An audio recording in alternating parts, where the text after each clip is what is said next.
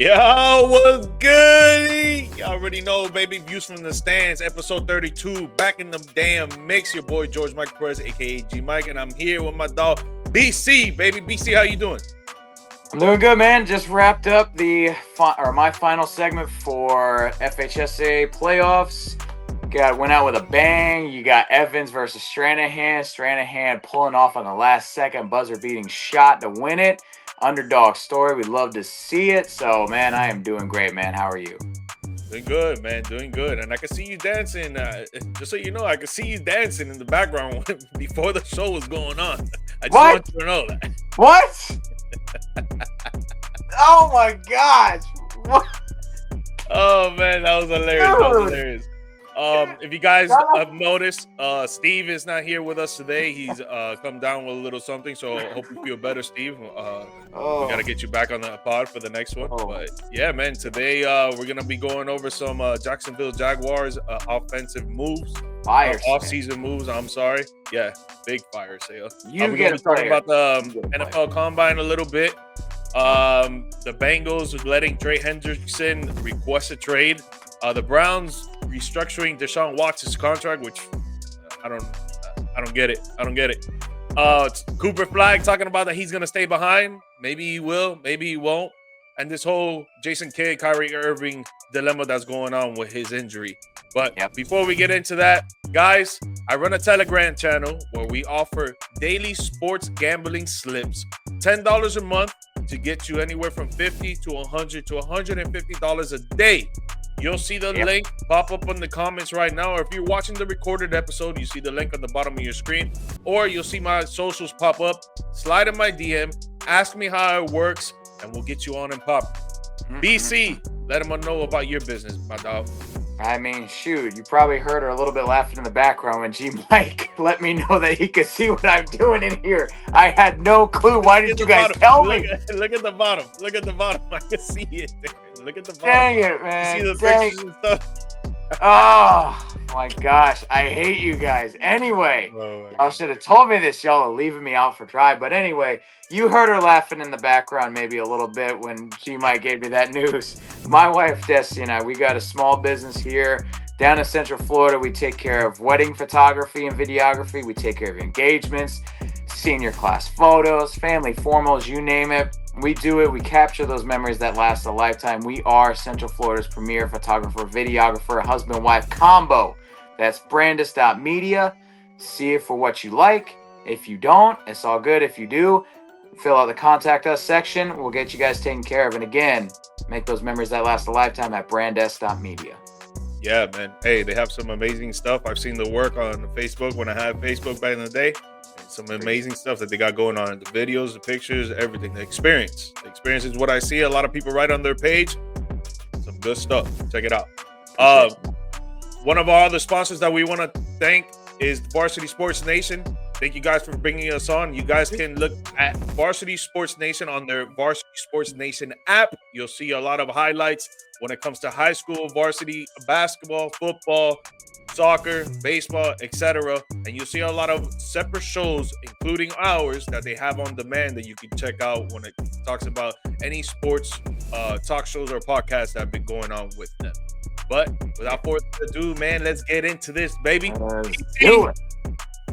The Jacksonville Jaguars are having a fire sale, just like you said, right? So sad. And the number one thing that came up today was the fact that they were trying to trade that they did trade Christian Kirk to the Houston Texans for a 2026 7th round pick. And there's some other news with the Jacksonville Jaguars that have gone out today. But just with this right here, do you think that was a smart move for the Jacksonville Jaguars to let go of I'm not going to say a top tier receiver, but he can bring a lot of production to the offense? Yep. I mean, I think at the end of the day, you got a new you got a new head coach coming in, you got a new whole system on offense going. Coaching staff might have taken a look at Kirk. He might not have been exactly what they were looking for at their wide receiver 2, maybe wide receiver 3. Liam Cohen's offense, it's different. It's diverse. So I think that they might have just been looking at it and said that Kirk's just not exactly what we want. Getting him for a 7th round pick, I mean, on paper, it sounds like a bad deal. I think most people would be like, oh, let's go for like we could probably get a fourth or a fifth. But these days, fourth or a fifth round pick is probably going to get you most starting level players, even some star level players in certain circumstances. So, it sucks for Jacksonville, but I think I wouldn't have made the move. I would have liked to have seen what Kirk could do in the offense, but it's Cohen's team. He's running now, and he's making this decision right here. What he thinks best affects the offense. Yeah, I think it would be better for them to keep him. I think Trevor Lawrence has gotten very comfortable with Christian Kirk, especially throwing the deep ball with him. He has Yeah, some good hands. He doesn't really drop a lot of passes. And I'm not surprised that they traded him for a seventh round pick because with these top tier wide receivers or these top tier players around the NFL, they get traded for like third round picks, fourth round picks if you're a top notch, even a pro bowler. Like yeah, Debo Samuel, for instance, he got traded for a fifth round pick to the Washington Commanders, and you would think that he'd get traded for more. But yep, that's how it is with the NFL. So I'm not really surprised there. But I think yeah. it was just surprising that they traded away Kirk with the chemistry that he has with Trevor Lawrence, and that we're going to bring up in just a little bit with the releasing of another receiver in the team. Yeah, it's one of those things where he almost kind of feels like that Chris Godwin role for the Bucks offense, and it's like, why would you trade a guy like you said? He's got that comfortability with Kurt or with Trevor, and it's like it doesn't make sense. But again, it's the Jaguars. It's Duval. Not a lot of it makes sense. So, Diva. Yeah, yep. yeah. The other player I was talking about, he's not a receiver, he's a tight end, but the way that he plays is kind of like a receiver. It's Evan Engram that he got released today, and the Jacksonville Jaguars are saving $5.98 million in salary cap space. Mhm. Again, do you think this is a smart move for Jacksonville? I mean, you're saving five. What was it? 5.9 million in cap space they save, Yeah, right? almost six. Almost six. Yeah, I mean Ingram. He correct me if I'm wrong. He's getting up there in age, so maybe you might start seeing a little bit of diminishing returns on value. But again, it's continuity. You have a youngish quarterback. Why are you trying to get rid of all the guys that are comfortable with him? At least if you want to see if it's going to play out or not. Like I think Cohen. I think he's being a little too ambitious in his first year with the team. Like I think he's trying to pick apart everything so quickly, what doesn't work, what does work. And it's like, dude, you haven't even really seen how Ingram and how Kirk will do in this offense. Like, give them time. And it's just, I feel like Jaguars are just being way too impatient right now with these players, in my opinion. Yeah. And up on the screen, guys, I know it says save $15.4 million in cap space, but that's because of the fact of his contract, the length of his contract, the years on the contract. But this year, this offseason, they'll be saving Yep. 5.98, almost $6 million. But no, I'm Yeah. with you, man. I they had a down year. You would think like they were gonna have a good year. They were gonna compete with the Houston Texans in that division. But the way that their offense was showing was not what they wanted. Their defense was not where they wanted as well. But now you're getting rid of two receivers that had some great chemistry with Trevor Lawrence, that have been putting up some points in fantasy in the league itself. And I don't think it was just the right move for this. I get it. You want to rebuild, and maybe you want to get some draft picks in return and save some money and try to sign some other players. But I feel like you should have just tried to see if you, as a coach, you're coming in as a new coach with what you did in the Tampa Bay Buccaneers, developing that offense. Why can't you do that with a Jacksonville Jaguars offense where they have a good QB, two good running backs, a few good receivers? Like, Yeah. I felt like you could have made it work. Yeah. Pulling the trigger on this was too quick for me, but hey, man, Yeah. I'm not the coach. Well, and these are the type of moves though too that you make when you feel like you're a player to where you feel like these guys aren't actually going to contribute. But you have a new coach, a new system. On top of that, they weren't world beaters last year. Jacksonville was a laughing stock last year. So it's not like they're, one or two players away from winning a championship. You could afford to see how these guys fit in your system and your scheme. And then after that, yeah, if they don't work, cut them. But again, you're not even waiting for training camp for these two guys that I think aren't they're not game changers in terms of like stars, but they can still make a difference on offense. I wonder if it's like, yo, I saw the film on these players. I think they're trash. Let's get rid of them. Or it's oh, let me talk to the other coaches on the team. Let me talk to the GM. Well, the GM is new, so the other coaches on the team. Let me talk to the Oh, they're other all new. players. What do you guys think? You guys think we should cut these guys loose? You guys think we should keep them? I wonder how it really goes with that, because it's like if you're coming in as a coach and you're making the decisions yourself, which I hardly doubt that is. I think you're gonna, Mhm. as a collective of coaches, you're gonna make these decisions. Yeah. But I just don't see how like they can look at these players and be like, okay, let's release them, let's risk it and try to get some other good players when Jacksonville is not really a destination for free agents. They're Like, not. so I don't know. I don't know. It I don't seems really like think the they're. move. It seems like their most notable free agent that I can remember, the one that actually made an impact, was like Calais Campbell. Like that was Mhm. pretty much like the last big one for them. So, and maybe like Calvin Ridley, but like yeah, it's not a premier place. You're trying to build a culture. You're trying to start. You're trying to start something. Why don't you take your time and figure out who your guys are instead of just cutting left, right, and center? Just because it's going to save you $6 million for Ingram, and then I don't even know how much it was for Kirk. Like Mhm. it's not going to be enough. I don't think. And you can afford to wait and take your time with this, but that's the way. That's this new Duval regime. So it is what it is. Yeah, I think no matter what, Houston's going to take that division, so I don't think Jacksonville is going to go anywhere. Correct. But we'll move on to another player here that was expected to get paid, but they're letting him ask for another trade. And this is for the second straight year that the Bengals star defensive end Trey Hendrickson sought permission to seek a trade. This Yep. time, his trade request was granted. Last year, it was not. Cincinnati's front office is allowing him to seek a trade. Um, he was due for a big payday with this amazing season that he's had. Mm-hmm. For him, for the Bengals first, let me ask you this. Yeah. Do you think that they should give him the payday, franchise tag him, or just try to get him to another team with the trade?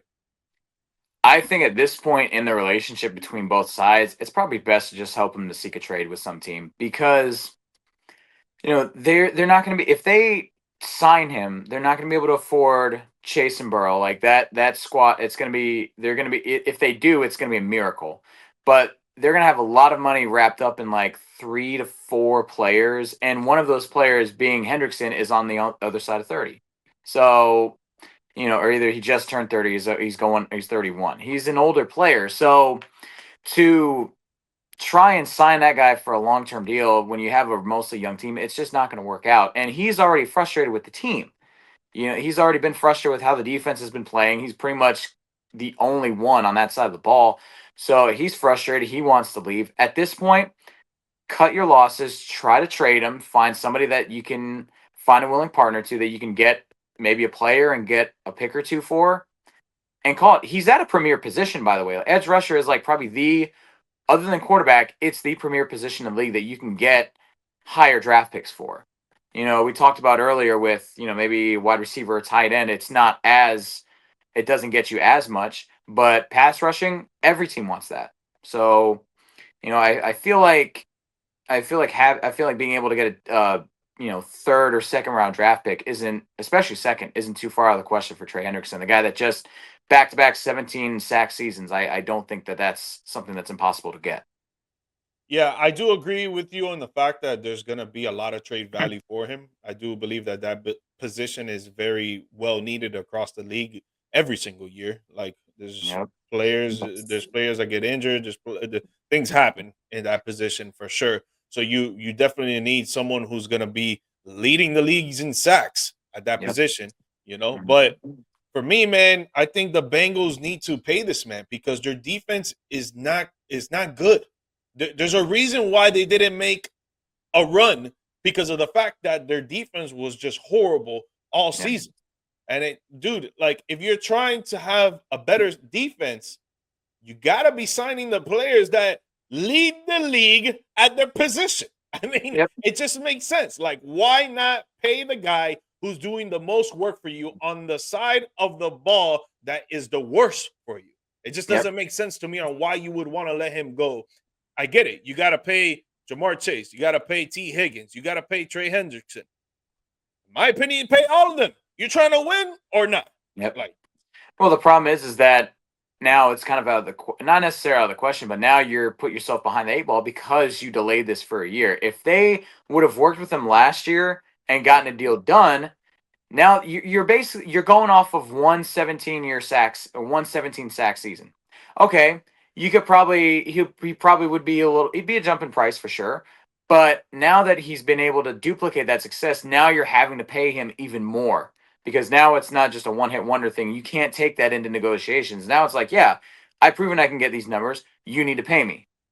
And that yeah, and fact, they fact. completely shot themselves in the foot with that. But now, because they also put it off, and now he's pissed, he doesn't want to necessarily. I don't think he wants to come back to Cincinnati as bad as they were and as much as they treated him. So they've kind of screwed themselves over in this situation. So I think for them, the time to sign him to this deal was last year, and now that he's frustrated with the team, he kind of wants to look elsewhere.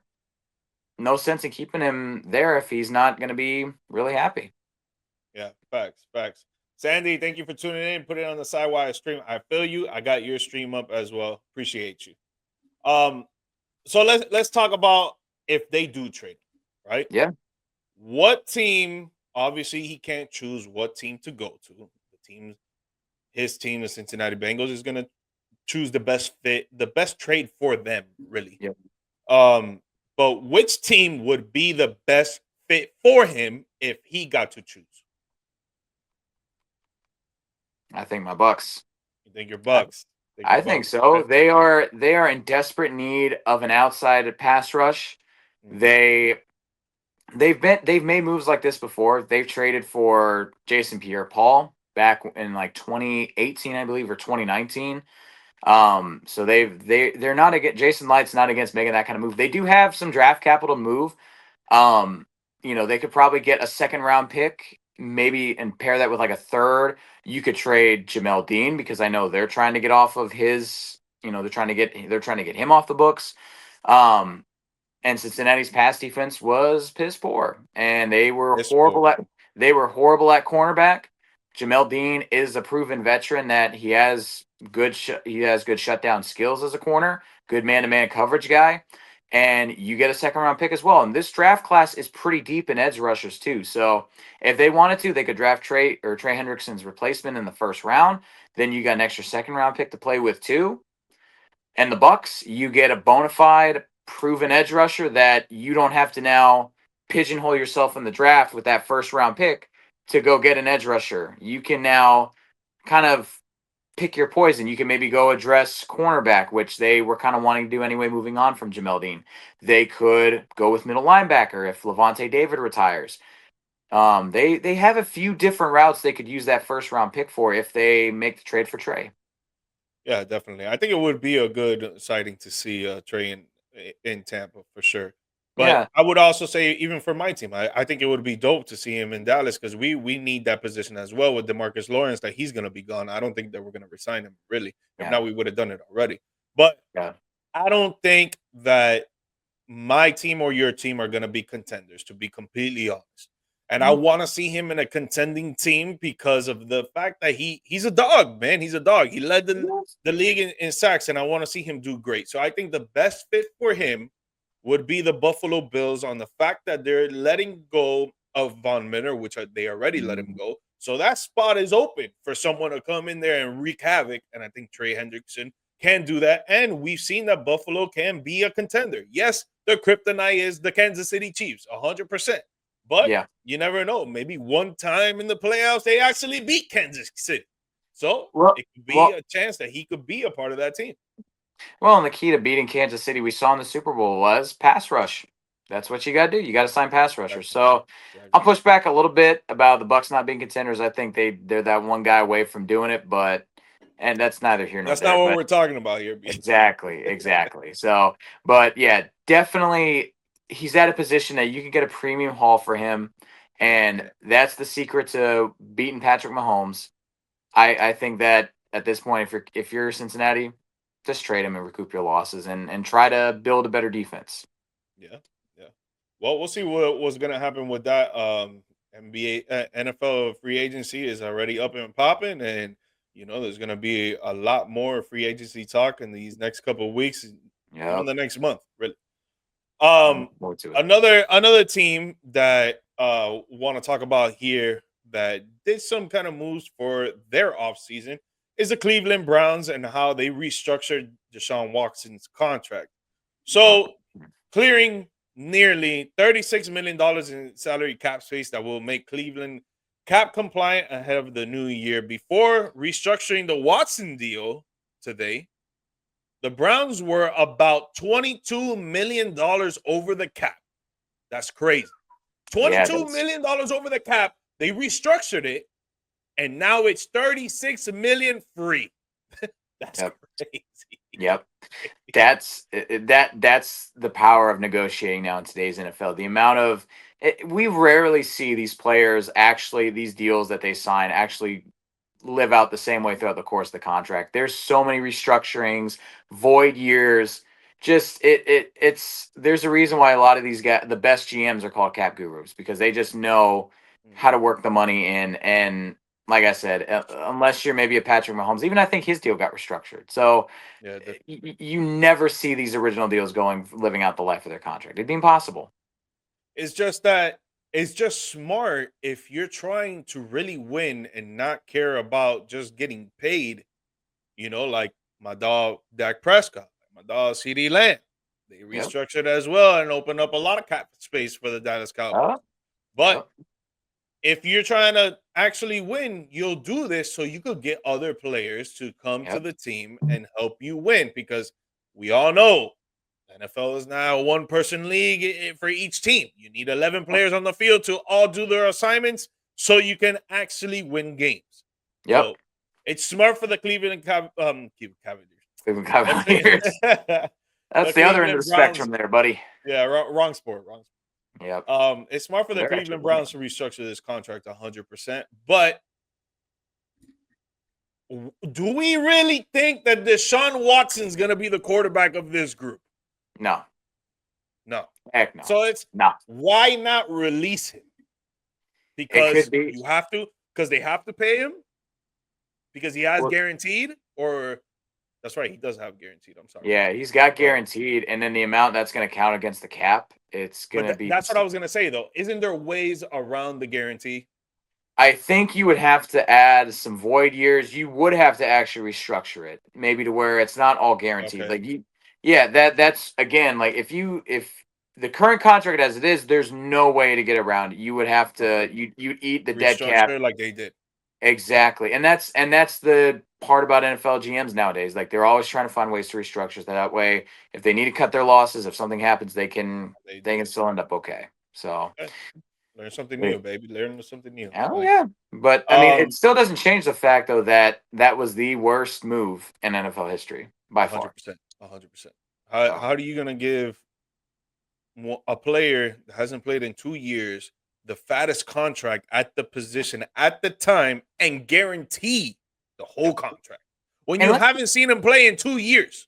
And let's be honest, he's going through all this stuff with the massages and all this crap. Yep. Like, how are you going to pay him, bro? I don't get it. And let's be honest too, like, even at his peak, he was not a top 5 quarterback in the league. Whoa. He was at his peak.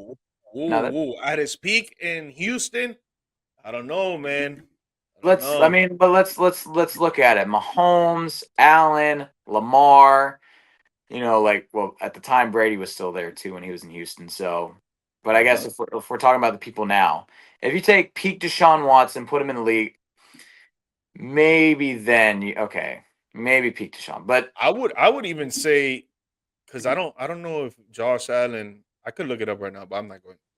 Yeah. I don't know if Josh Allen was in the league when he was at his peak in Houston. Yeah. So, and Lamar was Lamar in the league? Yeah. Deshaun was, I think, drafted the same. He was drafted the same draft as Mahomes. Now I'm gonna look it up. I'm pretty sure it was 2017 because it was. I think it was Goff, Deshaun, and Patrick, and I think Lamar was in that same draft. I feel like it was. I think he was like number 32 pick, I want to say, if I'm not mistaken. Deshaun was 2017. I think Lamar was 2018. So okay, Lamar's 2018. So he was in the league for sure. Yeah. And Josh Allen was 2018. Patrick was 2017. Patrick was 2017. Okay. Yes, and then When Goff was 2017 as well. I remember that. Okay, so his peak season was 2020. Yeah, Lamar's peak season, he's had like 3 or 4 of them.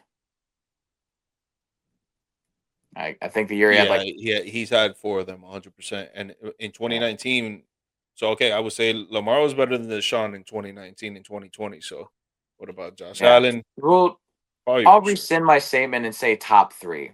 Like I would if it was No, I Patrick. think you're correct though. I think you're correct. I don't think he was top 5 because at that time, I think I would put Patrick Mahomes, Tom Brady, Lamar Rodgers. Jackson, Josh Allen, Aaron Rodgers, Yep. and maybe Deshaun after that. Yeah. Maybe. I'm not thinking about any other quarterback. But I think you're correct. Yeah, you're paying him like the best player in the league, and he was on track to be. I think he could have been in that top 5 discussion, like top 4, top 3. Like he was already there, like he was knocking on the door. But again, like it's just you knew what you were getting with him. You knew what you were getting, and you still sign him to it. That's on you. It's just it doesn't make sense to me on why you would sign him when you haven't seen him play real live action NFL regular season football in 2 years. It doesn't make sense to me. And then on top of the fact, you guaranteed his whole contract. Yep. Like that, I don't know. It was not a smart move at all. And obviously, right now we're looking at the present time. It was not a smart move. Well, there's a reason why. There's a reason why the stadium's called the Factory of Sadness. There's a reason why they have that jersey with like 40 different quarterback names. Like they are the meme franchise. This is just what the city is. And Groper Cleveland is their quarterback. They're not gonna. It's not gonna change. Browns are gonna Browns. That's just the way it is. So before we get off of Cleveland Brown Oh, topic right here, pause. no Diddy. No Diddy. No Before Diddy. we get off this topic right here, Yeah. do you think they draft a quarterback at the 3rd pick? I think it depends on how the first 2 go. I could very well see it. They're just that bad at this that I could see them doing it. I think that if Cam and Shedeur go 1 and 2, I don't think they do. But like if one of them falls, I could. Yeah, but if one of them falls, I could see them going after him. They're that team. Yeah, I think they do go for a quarterback, and I think it's going to be Shedeur. I think Shedeur is going to go over there, and Shedeur is going to hate it. Yep. But we'll see. We'll see what happens. That's what you get. Prime time coaching in Cleveland. We'll talk more about draft later on. But what just happened now was the NFL Combine, and I don't have a picture for this. Forgot to put a picture up for this. Sorry. But the NFL Combine just passed, and I wanted to know if you had any takes. And then after, we'll talk about who should we take after watching this Combine. But you have any takes on the Combine? I mean, I will say this is probably the most screaming that I've ever heard in the 40-yard dashes in the history of the Combine. Not just the one guy that was like, not like that. That's like the pop. I forget his name. The offensive lineman from I forget his name. It's gonna kill me. But he was like the meme of the draft, which is great. But it was like every single player. It's more expressive. There's a lot more celebrations as well. Like I think it was the cornerbacks group or something like that. Defensive backs, like they had like this big, massive like group celebration. A lot of the guys, there seems to be a lot more, I guess, kind of unity among the players at this draft combine. Like before, it was very much everybody's out for themselves. They're going to prove themselves. Now it's just like, look, I think because also too with the NIL and how much money the players are already getting for college, I think they're all just like, hey, we're going to take care of each other. We're going to get all of we're going to take care of one another. You know, we're all going to get our bag. Let's just go out there and not try to kill each other. Whereas back then, no, I was like, screw it. You know, because they weren't getting paid. They were fighting for a contract. So I will say it is going to be interesting to me, the jump for some of these players that are making millions of dollars in NIL deals to then go to the NFL and you're getting like maybe, you know, if you're a first round pick, you'll get 5-6 million. But then after that, it's like, I don't know. you'll Yeah, get the like way the contracts work, I think that needs to be restructured, especially yeah, with the fact that you want to bring in players on because it's what you have to play 3 years. You have to be a junior to get drafted. No, yeah, college yeah, you in got to football, in be football, yeah, you got to play being at least three specific here. years. Yeah, I think you Yeah, got to three play years. 3 years and then you get drafted. Yeah. Um, for if you want to take players out their junior year and not let them go back their senior year, I Hmm. think you should up the money on what these rookie contracts are getting because if not, they're going to be making the NIL money and they're going to stay behind, or maybe Yep. even be a fifth year senior. Yeah. So if I the mean, I'm NFL for it. wants to wants players to get into the draft their junior year because they're so great and some teams want them to come through. Yep. Well, I suggest you pay them a little bit more because if not, they're gonna be making millions, like BC said, just chilling. Look at Carson Beck, boy, about to Yep. make $10 million just to play with the U. Yep. Crazy, crazy. Yep. Um, my only really take that I have on the combine, I think Shador and Travis should have participated. I feel Yep. like just for the experience, not for anything else. I don't think they have to show out. I don't think they need to prove themselves. They proved themselves many times. Like they played a lot of games in college. They showed out in a lot of games. I don't think they got to prove anything. But I think just for themselves, as the Yeah. experience. I feel like that's something that you would want to be a part of. Say, and you could say that you were a part of, like, oh, I was part of the big NFL Combine when I was going into the draft, and I felt like they should have taken advantage of that. But that's just more of a personal opinion type stuff. But Well, and they always have their pro day too that they can always do. Like that's also a thing that's become the norm facts. as well. Like if you Mhm, don't want to do the combine, you do the pro day. It's more of a controlled environment, which mhm. I get it. If Makes you're you in feel a more comfortable for sure. But do you exactly, want to be comfortable all the time? No, because when you go to the league and you're playing in these high pressure games, you're gonna be yeah, uncomfortable. So why not yep, test it yourself? yeah, that's my opinion on it. Like I'd rather just you want to show these guys in the neutral side that you can compete and dominate anywhere. And I think the guys that hold out for their Mhm. pro day just kind of show that there's a little something mentally that they still need to work on. Yeah. So we got like a month and a half to the NFL draft. But Yep.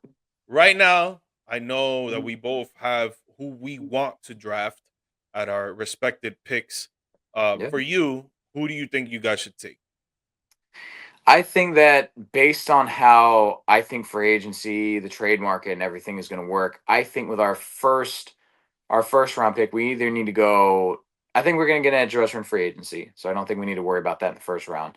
I think we need to go middle linebacker, Jahad Campbell from Alabama. He's I think a good fit for the Bucks defense. He can line up either as like an edge. He could line up in blitz as an edge, or he can also play coverage, be a good downhill tackler as well in the run game. I think that'd be a good fit next to Levante, or he could be his replacement if he retires.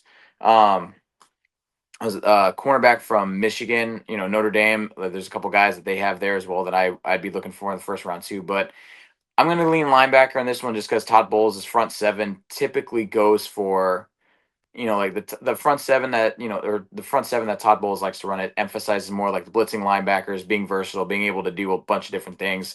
And I think Jahad Campbell gives us that best opportunity there. Okay, that's not gonna be a bad pick actually if you guys take him for sure.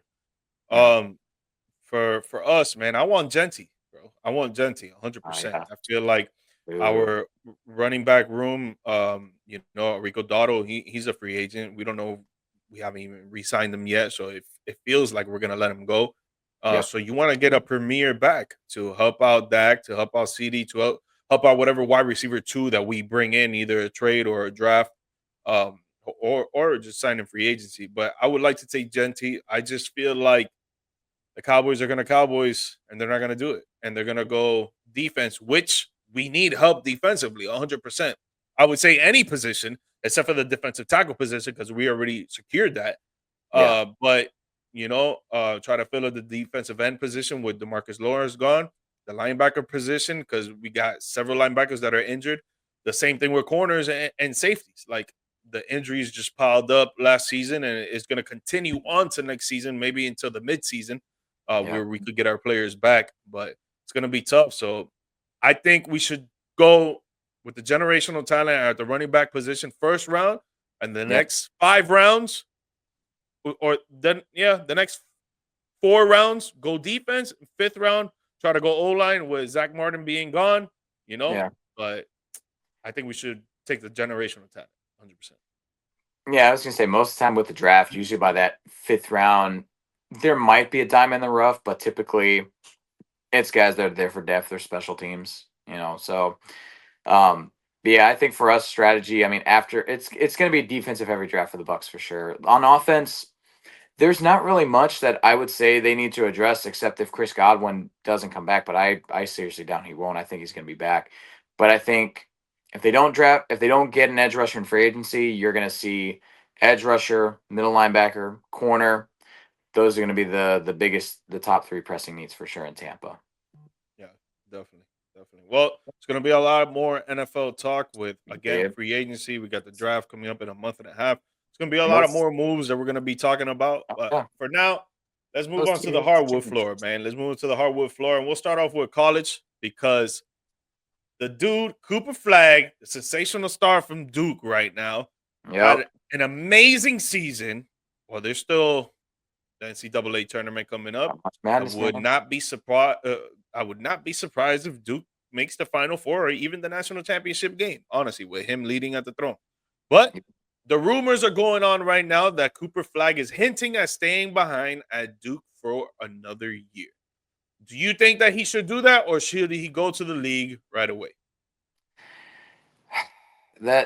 It's funny. We're just talking about right now with guys like NIL deals and making all this money and everything like that. The NFL contracts I'm a lot more familiar with. I'm not as familiar with rookie scale contracts for the league, but I would say that honestly, you could probably still just stay another year and develop at Duke. Like I know he's having a great season, but give him. I mean, let me ask you in your opinion, do you see Cooper Flagg as the first overall pick in the draft this year if he goes this year? Yes. Okay. Let's think of maybe what kind of money he could be bringing in as the first overall pick. And would that be more than his NIL deals? I'll look it up right now. Yeah, because the only thing I would say that would convince unless the money is negligible to the point where if you decide to go to the league and everything and you'll make maybe like $1 million less, but you're the number 1 overall pick. I think that is where, if you're weighing those options, like, yeah, take it for sure. Because if you're the first, if you're already the consensus first overall pick, there's not really much more you can do to help your draft stock, and everything you can do to hurt it if next year, say, you get injured in college. So, but I think that, but also though, too, if this was a situation where he was mid round or like mid lottery kind of pick, and he wanted to go back another year, yeah, sure, I could understand it because then you're looking at cracking top 3. But he's already number 1. At this point, there's probably really nothing else for him to prove at the college ranks, and I don't see why he wouldn't just be the consensus pick. So, the top pick will roughly earn a 4-year, $57 million contract. Okay, yeah, that's gonna be. I don't think NIL money's gonna come close to that. No. He's gonna make way more money in the NBA. Then just you're already the number 1 pick. Just go to the league and get your money. Like you can always take your courses online. But if it's not the Spurs, because they do have Atlanta's number 1 pick, they have their own, their lottery pick, and they have their own. That's true as well. And now Wemby is out. We're gonna see where the San Antonio falls. Before Wemby went out, I thought they were gonna make the play-in. I thought they would make playoffs for sure. Yeah. But if not, it would probably be. Obviously, we don't know. We don't know who's gonna be the number 1 pick, but it would probably be the Washington Wizards, Charlotte Hornets. God no. And I'm trying to think from the West side. I wouldn't say Portland because I think Portland might make the play-in. Honestly, the way they've been playing lately, a little crazy. But those two, Washington Wizards and the Charlotte Hornets are probably going to be number 1, right? Yeah. So I get it. I get why he would want to stay behind another year at Duke, where he loves That's playing and he true. loves the atmosphere That's there. true. Because I then did you're not gonna go even think to a about that. team that you don't want to play for at all, and you're gonna be miserable out there It's with the absolute Washington cocky out Wizards there. or the Charlotte Hornets. So it's like I get why he would want to stay behind, and especially that now you're getting paid as a college player. Yeah, And and that is another thing as well. Like thinking about it, not only do you get paid for your stuff, but you can also now you can almost control your own destiny. Where it's like, yeah, if the teams that are losing, if it's not a good franchise like the Spurs, then you can almost decide to be like, yeah, you know what, I I don't want to go to Washington and live out my days in mediocrity. You can kind of have a little bit more power for the players and the college ranks. Although Charlotte would be interesting though, him and LaMelo as a duo. that guy's getting traded, bro. He's not gonna be there. Mm. He's not gonna be there. I'm telling you. I'm calling it now. Remember this. I want him. I want him in O-Town. That's what I would like. It's not going to happen, I but mean, I want him in Miami, but you where do you know, think where do you you see know. him going to if you gotta take your pick? If I see LaMelo going anywhere, a team that needs a point guard that can score at will, just the ball, hustle, run a whole offense by himself. With Are we saying like a contender or a team that just has a Say lot of assets? let's do both. Okay, let's say he just wants to win. Yeah. Let's say he just wants to win at the top of the dome. A team that needs a point guard. Man, it's tough. It's tough. Hold on. I mean, for me, I think the Magic could be contenders if they get him. I think because then That would make sense. They need if they scoring. They need some facilitating out there. With Even though Jalen Suggs can do that, but Jalen Suggs is more of a two guard than anything, in my yeah. opinion. Well, Um, and See Lamelo that? could factor in. They have young assets. Then if they, as much as I have been adamant about Suggs not being traded, I could also see something where they do trade him and you can move AB into the starting lineup as that combo guard with LaMelo. Hmm. And you have two lengthy 6'7" guys at your 1 and 2. You've got two 6'10" guys at your 3 and 4. And you can figure out the center spot later, but that's pretty scary lineup. And LaMelo can create a shot. Um, yeah, I'm just looking at the standings right now, looking at the teams, right? Yeah. Um, the Phoenix Suns would be fire. They need someone who's a premier ball handler out there to dish out the rock while they could still score the ball as well. Obviously, Kevin Durant, Devin Booker need the ball in their hands really to score. Yeah. But I've seen KD play with Steph Curry, Klay Thompson, where they both need the ball a lot, and he still put up numbers. Well, Clay doesn't need the ball a whole lot in terms of dribbling and Yeah, playmaking. Stuff like that. He facts, just, facts. yeah, he can be a third option and be fine, but D Book is not a third option. KD is not a third option. So I feel like for LaMelo, Phoenix just wouldn't be as great of a fit. It'd be like if he went to Golden State right now. I don't see that fit working out really well for him. Yeah. But But honestly, just looking at all the teams, I would see him with the Magic being the best fit for real. Like, just looking yeah, at all the teams right now, like, yeah, yep. dude, I don't see any other team that really needs a point guard like that. Yeah, I don't know. I mean, Miami That's needs a point guard 100%, yeah. but like, I was just trying to keep that out the mix, not trying to be biased there, like trying to Well, put I it mean, you versus just got to them. look at the assets too. If you guys got assets to Oh, trade we got for him, hella assets. We well, got there you hella go. assets. We just All right. fucking can't play well as a team in the damn fourth quarter. Yeah. That's another story for another day. Yeah. But going back to flag though, I think that just depending on I think all of these things now we've talked about. I think if you have a team like San Antonio that can tank and get that first overall pick, I think he goes to the league because you're not I know obviously the situation with Wemby, it's up in the air for next year, but you still don't pass on the chance to play for that franchise, possibly with Wemby. I think for sure Nah, Wemby. hell, I yeah, think Wemby's gonna make a full recovery, and then I hope also so. too, and then as one of your mentors, Chris Paul. Come Great, on, and you got that would, Darren Fox yeah, like those two, like those three, like that. That's a great and fit. Stephon Castle is crazy. He's probably top 3 in rookie of the year. Yeah. So it's I think San Antonio. I think San Antonio is going to be the best fit for Cooper Flag. So I'll be sick. Mm-hmm. But yeah, we'll see exactly what happens. We still have the March Madness coming around the corner, the NCAA tournament. So if you guys like watching college basketball, which I would suggest because college basketball is very entertaining, it is probably even better than NBA sometimes. Not gonna lie, but it's coming even around the the corner. NIC. So check out, fact. Check out the NCAA tournament, which starts mid-March for sure. Yep.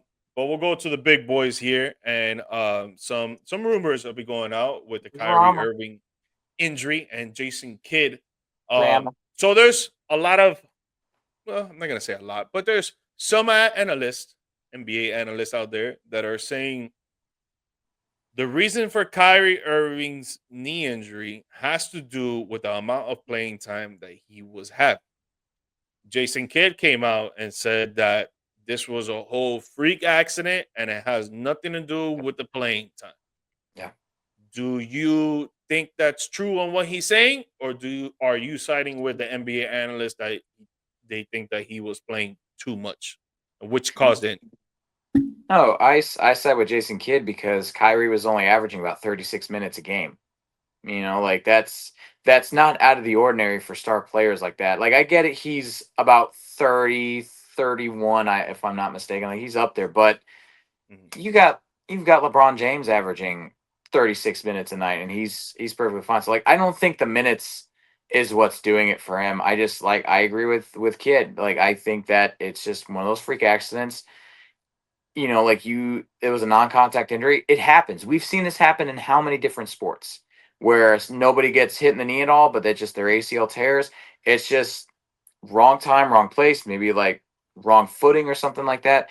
It just gives. It happens. And so for them to just say, oh, well, it's workload. It's like, dude, look at his workload this season. It's literally 2 extra minutes than what he's typically at, or not even that, 1.5 extra minutes than what he's averaged per his career. It's not that big a deal. Yeah, I think the people that were saying this, I think they really didn't even see the play. Yeah. I think that they were just talking out of their asses, and they weren't really thinking about what the hell they were saying because, dude, you see the way that he just went off on that move and tried to go for that layup. The way that he landed on that knee was just horrible. He had his knee, his leg more forward than his body, than his upper body, his torso and all that. Knees over toes. And you can see how the knee bended backwards.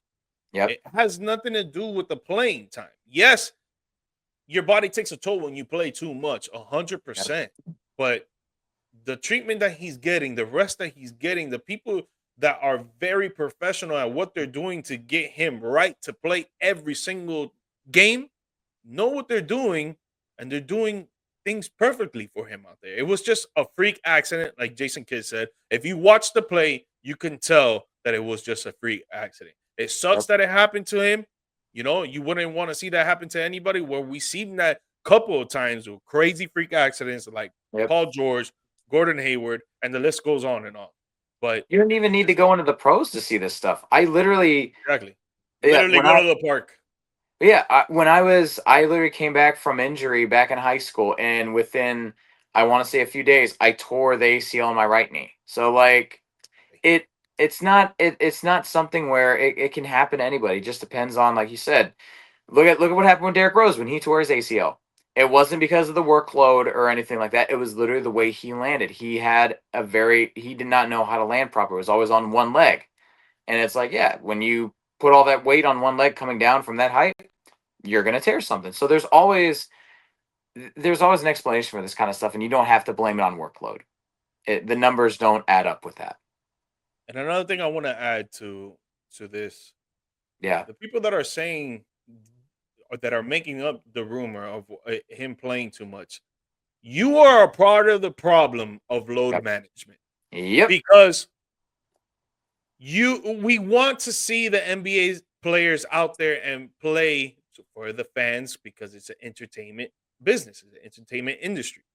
Yep. If you're out here starting up these rumors and saying that they're playing too much, this is why load management happens. And then those same people, I would put money on, a substantial amount of money on, that they would be the first ones complaining when there's players load managing like Kawhi Leonard used to do. Obviously, he's playing now. He's doing pretty good. But Joel Embiid, before we found out that he needed another knee surgery, and other players across the league. And it's like, you gotta pick one side. You can't be jumping back and forth, because that's not how the league's gonna get fixed. And it's very selfish. It's very selfish. Yeah, and also too, correct me if I'm wrong, does it not seem like we have had more players getting injured even with quote unquote load management? Like so many stars, Kawhi Leonard, load management, but he still gets hurt every single season. So this load management thing, it's not the be all end all of solutions for the league. Like, oh, like take 2 nights off in a row. It's like, no, if anything, that can also hurt your body because you're not going out there. If you're not active, if you're not doing something, your body's not going through the motions like it normally does. It's getting weaker. And as such, when you go out there and actually put it under extreme loads the next time out, your risk of injury could go up. This is basic exercise physiology too. Like if I go and I don't work out for like 2 weeks and I go back in the gym and I start trying to hit the weights I used to do, I'm going to probably tear a muscle by doing that because I've given my body too much time off and now it's getting weaker as a result. And I love the fact that you brought that up, that it's just the basics, because I feel like it's just common sense. Athletes are playing at a super high level, getting paid millions of dollars, training their bodies each and every day, putting a lot of pressure on their bodies, a lot of tolls being taken. And it's like, you don't expect for these players to get injured, man. Like, dude, it's gonna happen, bro. You go to the park, just like BC was mentioning, you're gonna get injured. Like, it's gonna happen. Like, you could get fouled and your shoulder comes out of place, or even just messing up your finger and a jammed finger or something like that. You're gonna get fouled, bro. It's gonna freaking happen. Like, well, and that's the other for thing the people that don't think that these players are gonna get injured. Like, yo, y'all need to wake up, bro. It's kind of common sense. Yeah, and some of these injuries too that they give them, like right bone contusion or like right foot contusion or something like that. It's like basically you got a bruise or a bone bruise. Oh my gosh, like cry me a river. Like, I'm sorry. There are certain injuries, yes, torn ACL, repair it, take your time. But other times it's like if you have a bruise, I'm sorry. You better get the hell out there. You better get out there. You better get out there. Like, I'm sorry, but like none of that. No. Yeah. Bruise, and you're talking about you ain't gonna play and you getting paid what, $500,000 a game? Yeah. Got it. Like if you get something like bruised ribs or something where it's like, you're breathing and it could be like shoulder, but like I understand that maybe to a certain extent, but just depending on the injury, like case by case basis, not every single injury needs to be thrown with 2 games off, 3 games off. Like, you got to, you got cracked ribs. Yeah. Take time off. You got a bruised forearm. Dude, really? You better get out there. You better get out there right now. Come on. I got money.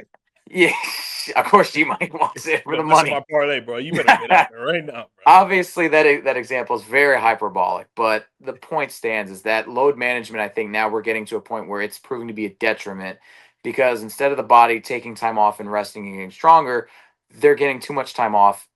They're resting too much, and their body's getting weaker as a result.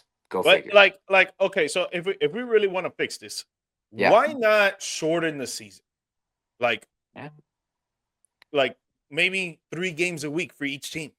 Yeah, or if you want, spread out the games instead of doing, like you said, like do 3 games over the course of a week, and make it, maybe the games start in, maybe get rid of preseason too. I think preseason's kind of a joke. Just do training camp. I just think 82 games is a lot. Like we are diehard sports fans. We watch games on a daily basis. We watch highlights on a daily basis. Like, I'm talking about me and you. Yeah. And you're going to tell me you watch all 82 Orlando Magic games?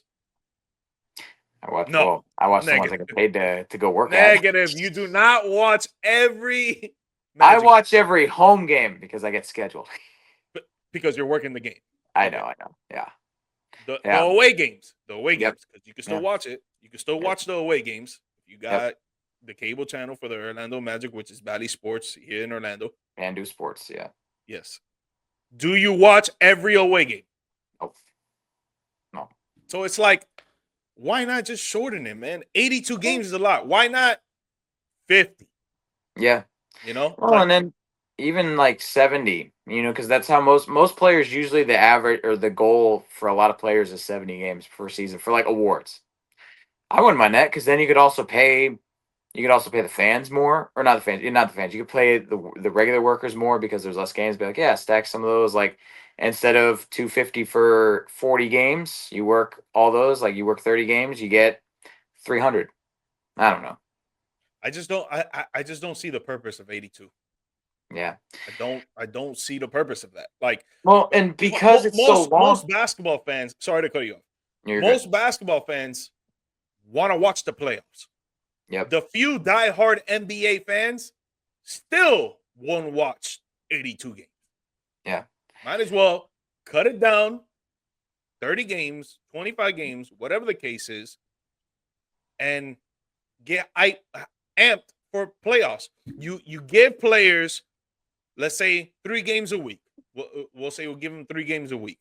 You give players in between time to rest, not taking that much toll on their body. You get rid of load management, and the players are playing 100% in each and every game. That obviously, if they're not injured, like a severe injury, like a torn ACL, they just have a bone contusion, bruise, they'll get out there and play because it's not going to be a toll on their bodies if they're only playing 50 games. But 82, like, bro, like, dude, that's a lot.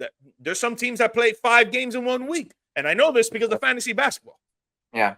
Well, and also, too, the fact that they have to literally make, I want to say, like, that time from November until December for the Emirates Cup. They literally have to now change that to make those games interesting for fans to watch because nobody really watches those games. It's like, doesn't make sense. Yeah, for sure. So. Yeah. Yo, we need to get you on the show again. Yo, let me know. Let me know, baby. We there. We there. But yeah. BC, this was great, man. Another episode in the books. 32. Guys, thank you guys for tuning in. Please like, subscribe, share with your friends, comment on the channel, make fun of BC's dance. I know you guys saw it in the background. You know, we'll take any interaction either on the social medias. Don't forget to follow us there too. IG. We're on Spotify. We're on YouTube. Hey, show us some love, show us some support. BC, you got anything for them? I was gonna say, come at me for this dance, then. I don't care, man. Show me how you really feel. I will come for each and every one of you. I hate all of you. I'm just kidding. Nah, I don't. They didn't see it. I'm the only one that saw it because you see on the bottom where you see on the bottom. You see the Kyrie picture. Yeah. You see under the screen. I can only see that, so they can't see it. So no one saw it. I was just busting your balls. Jeez Louise, man. Now you gonna put that up on like the bloopers or something like that. Like next show, man. Instead of our draft thing, man, it's gonna be the clip of that, and it's like, dang it, I can't do nothing right in this place. I should start just recording my PC window and just anytime you guys do some goofy stuff behind the scenes. I didn't even know, man, because like I'm not even like I can't see any of that stuff, man. So I'm just like, yo, you guys were doing this whole time, and y'all didn't even tell me. Hey guys, thank you again. Don't forget, next week we'll be back, baby. Full squad. Peace. See ya.